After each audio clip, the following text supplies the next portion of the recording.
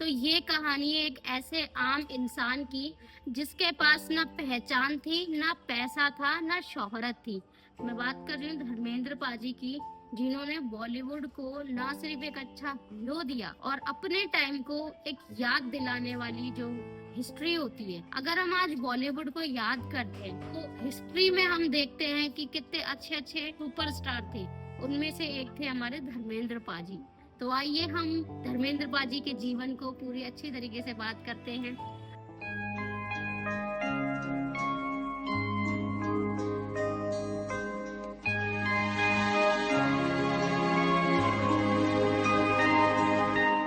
अच्छा, एक उनकी कंट्रोवर्सी है जो कि मैं बोलना चाहूंगी। उन्होंने हेमा मालिनी से शादी के लिए अपना धर्म चेंज कर दिया था। मतलब जब मैंने पढ़ा भाई, यानी वो मुस्लिम धर्म के हैं। रियलिटी में उन्होंने मुस्लिम धर्म को अपनाया था और वो दोनों ही पत्नियों को समान अधिकार देते हैं, समान अपनी प्रॉपर्टी दिए। मतलब पर्सनल लाइफ में इतनी ज्यादा कंट्रोवर्सी उनके रही थी, इसके बावजूद उन्होंने कितने अच्छे तरीके से अपनी लाइफ को मैनेज किया है, जो बहुत कम लोग कर पाते हैं। क्योंकि आज की डेट में हम देखते हैं बॉलीवुड के स्टार्स को यार डिवोर्स हो रहा है, कहीं पे प्रॉपर्टी के चक्कर में कलेश हो रहा है, कोई अपने हस्बैंड की प्रॉपर्टी के पीछे ही जा रही है।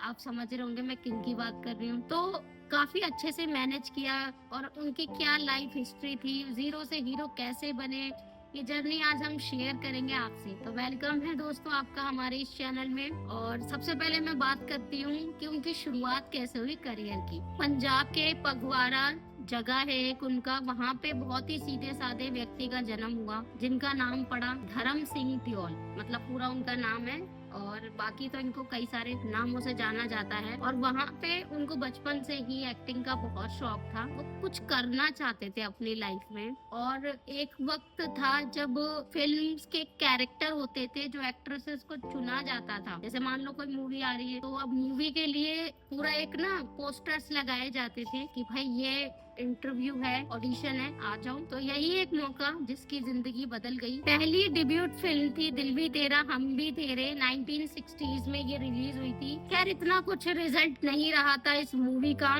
डेब्यूट था इनका, तो काफी अच्छी परफॉर्मेंस की थी और मेहनत काफी अच्छी की थी, लेकिन उतना खास इनको करियर में वो मिला नहीं, अचीवमेंट जिस तरीके से मिलना चाहिए था। और यही पे उनका एक ड्रॉबैक रहा, यानी क्योंकि अब एक्टर्स को प्रोड्यूसर और जो डायरेक्टर है वो चूज क्यों करेंगे जब उन्होंने एक अच्छा हिट नहीं दिया है। तो यहाँ पे उन्होंने काफी ज्यादा मेहनत की एक्चुअली, और यहाँ तक पहुँचने में वो ऑलरेडी काफी मेहनत कर चुके थे। इसके आगे जाने का रास्ता ना इतना तो आसान नहीं था, क्योंकि उस टाइम पे 1960s के टाइम पे और भी बड़े बड़े दिग्गज कलाकार थे, इतने बढ़िया कि भाई वो अपनी एक्टिंग के नाम से जाने जाते थे, एक्टिंग को जीते थे, उस कैरेक्टर में उतर जाते थे। ऐसे में एक नए व्यक्ति का आना अपने आप में एक चैलेंजिंग था। भाई शुरुआती दौर उनका जैसा भी रहा हो, जिस भी स्ट्रगल का रहा हो, लेकिन उन्होंने हार नहीं मानी और एक के बाद एक मूवी साइन करते गए। देखकर उन्होंने काफी ज्यादा मेहनत की। देखो मैं एक चीज बताऊं, एक एक्टर को देखा जाता है उस किरदार में जो उसको मिलता है उस मूवी में। आज की डेट में आपको क्या ही किरदार याद रहते होंगे, मूवी के अंदर के हीरो के नाम भी याद नहीं रहते हैं, हमें रियल लाइफ के हीरो के नाम याद है। एक्चुअली में अगर रियलिटी बताएं तो धर्मेंद्र पाजी के अलग अलग किरदार थे। आप देखो उनकी बेस्ट ऑफ द करियर की जो मूवीज रही हैं, अभी मैं डिस्कस करूंगी, उसमें उनके किरदार अलग ही लेवल के हैं। तो ऐसी बात नहीं है कि मेहनत नहीं होती किरदारों के लिए। सबसे पहले उनकी हिट रही थी मेरा गांव मेरा देश, उसके बाद उनको एक के बाद एक हिट मिलती रही और हिट फिल्में उन्होंने खुद इतनी मेहनत की है कि भाई उनका रिजल्ट काफी अच्छा गया। उसके बाद धर्मवीर, यादव की बारात, ड्रीम गर्ल, सीता और गीता, और भाई हमारी शोले।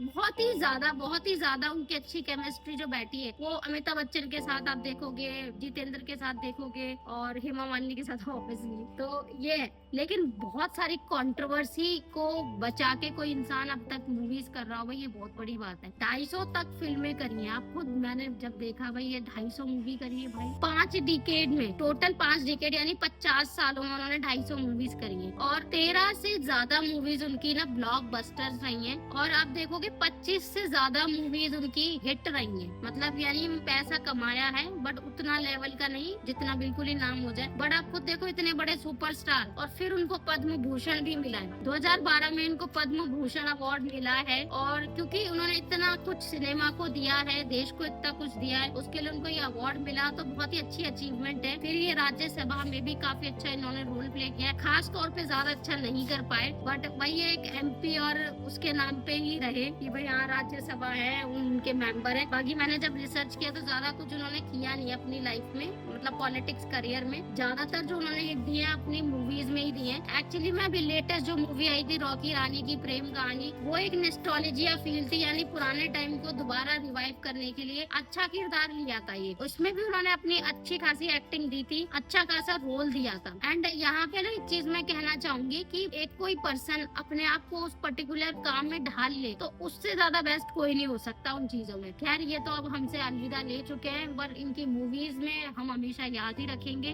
बहुत ही कम ऐसी मूवीज होती हैं जो कि यादें बन जाती हैं, लेकिन उनको हर बार देखा जाता है। वो एक सदाबहार, एक होता है ना एवरग्रीन मूवी, तो वो बन जाती है। अच्छा मुझे कमेंट करके बताओ, क्या मुझे कुछ ऐसी मूवीज की रिव्यूज लाने चाहिए जिसमें स्टोरी लाइन के साथ उसमें उनकी मूवीज को बताया जाए कि ये सारी इनकी मूवीज थी, मतलब ऐसा कुछ कॉन्सेप्ट मैं सोच रही हूँ, मुझे कमेंट करके बताओ।